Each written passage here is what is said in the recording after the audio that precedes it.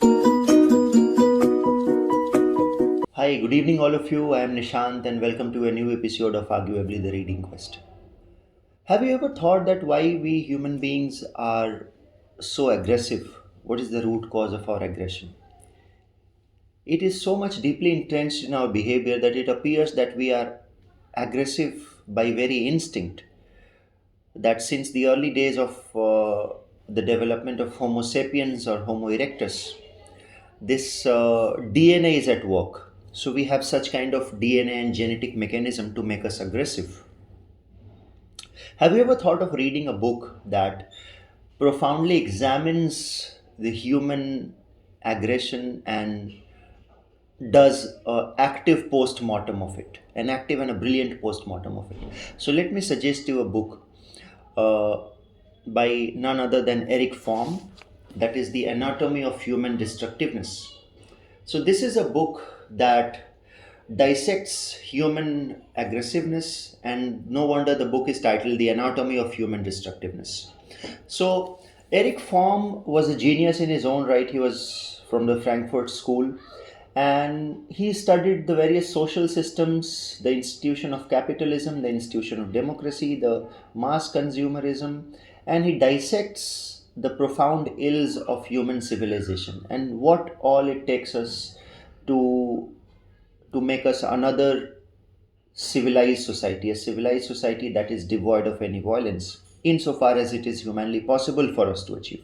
So, The Anatomy of Human Destructiveness comes across as one such brilliant book, and probably the only book that examines a human destructiveness from all possible genres and discipline. So, just let me read out some of the reviews from the back cover of the book.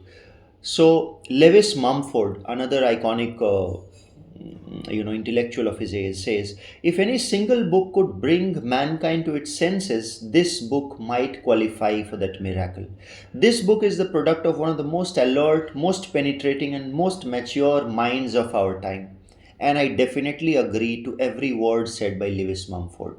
He is one of the most penetrating minds, so much so that I can categorically say that he has a complete prescient about the human society. That 50, 60 years back, he has seen how human society will turn out to be. What will be the locus standi of capitalism and a mix of capitalism and totalitarianism, and what it will turn the human society to be. What makes men kill? How can we explain man's lust for cruelty and destruction?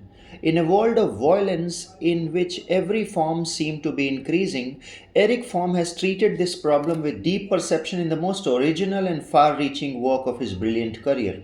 Distinguishing between defensive aggression, which is common throughout the animal kingdom, and cruelty and destructiveness, Erich Fromm asks, what is there in the conditions of human existence to lead man to the orgies of destruction and violence in which we know he has indulged? By drawing on the findings of anthropology, paleontology, psychology, and history, and including striking characters analysis of Stalin and Hitler, he shows that how the failure to make use of our capacity for love and reason results in the development of the reverse.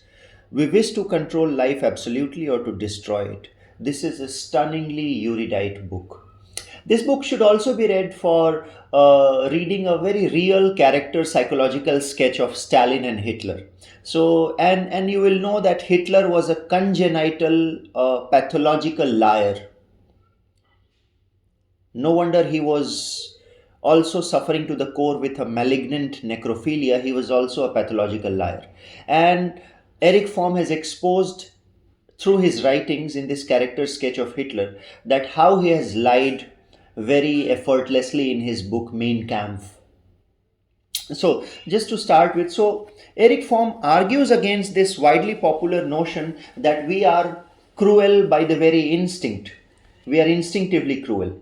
So, he has argued against the instinctivist theory, he has argued against the behaviorist theory. And then I quote Erich Fromm verbatim, his thesis, because this is a dense book. So I think it's important to quote him verbatim to make sense of what he says, especially the technical keywords and all that. So, the present alternative between instinctivism and behaviorism is not favorable to theoretical progress. Both positions are mono explanatory, depending on dogmatic preconceptions, and investigators are required to fit data in one or the other explanation. But we are but are we really confronted with the alternative of accepting either the instinctivist or the behaviorist theory? Are we forced to choose between Lorenz and Skinner? Lorenz was an instinctivist and Skinner was a behaviorist. Are there no other options? Okay, which means he is trying to uh, pull us away from this false dichotomy between instinctivism and behaviorism. Is there a third and a better alternative possible? This book affirms that there is another option and examines the question of what it is. Paleontology, anthropology, and history offer ample evidence against the instinctivist thesis. Human groups differ so fundamentally in their respective degree of destructiveness that the facts could hardly be explained by the assumption that destructiveness and cruelty are innate. Various degree of destructiveness can be correlated to other psychical factors and to differences in the respective social structure of humankind. And the third point is that the degree of destructiveness increases with the increase in the development of civilization rather than the opposite, which again proves the fact that we are not instinctively cruel. Had it been the case, why cruelty and aggression has increased with the development of civilization? If you see, the more prosperous a society is, the more cruel it is. Man is the only animal who has created tortures, gladiator wars, mass execution, public execution, just to entertain and hypnotize the masses. Another point that I would like to quote. Again, he further quotes as a final culmination of his thesis that he demonstrates in the following chapters is that destructiveness and cruelty are not instinctual drives but passions rooted in total existence of man.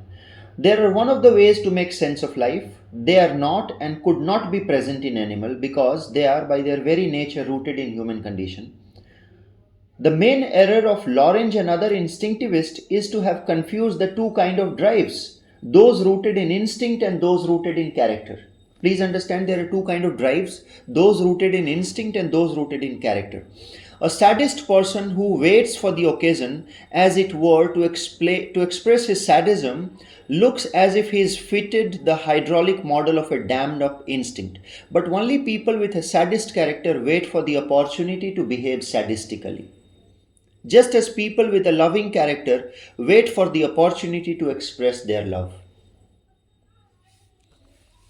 Then further Erich Fromm says that here lies the fundamental difference in the chapter Psychoanalytic Approach to Understanding Aggression.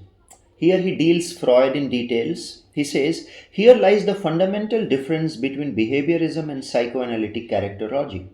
Conditioning works through it appeals to self-interest, such as the desire for food, security, praise, avoidance of pain.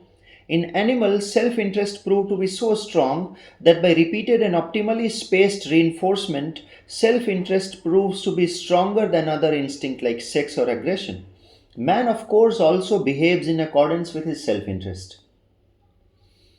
But not always and not necessarily so. He often acts according to his passions, his meanest and his noblest, and is often willing and able to risk his self-interest, his fortune, his freedom, and his life in the pursuit of love, truth, and integrity, or for hate, greed, sadism, and destructiveness. In this very difference lies the reason conditioning cannot be a sufficient explanation for human behavior. And then he sums up. To sum up, what was epoch-making in Freud finding was that he found the key to the understanding of the system of forces which make up man's character system and to the contradictions within the system. The discovery of the unconscious process of the dynamic concept of character was radical because it went to the root of human behavior. It was disquieting because nobody can hide any longer behind his good intentions. They were dangerous because if everybody were to know what he could know about himself and others, society would be shaken to its very foundation. And then Erich Fromm does, various analysis through various chapters. So just to, you know, make sense of the content, let me tell you. The book is a very profound and a seminal research spanning up to various disciplines. So the part one is instinctivism, behaviorism, and psychoanalyst.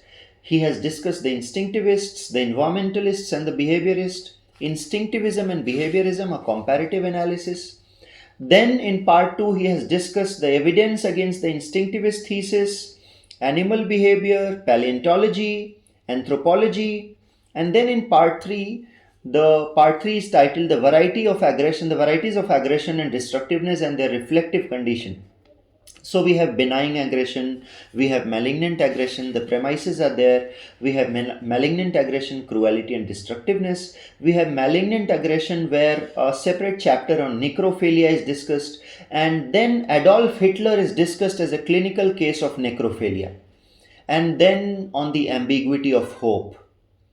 So this is one book that you will definitely enjoy reading if the anatomy of human destructiveness and its root causes interests you. So guys, please like, share and subscribe the video. Please spread the word. Happy reading all of you. Thank you so much.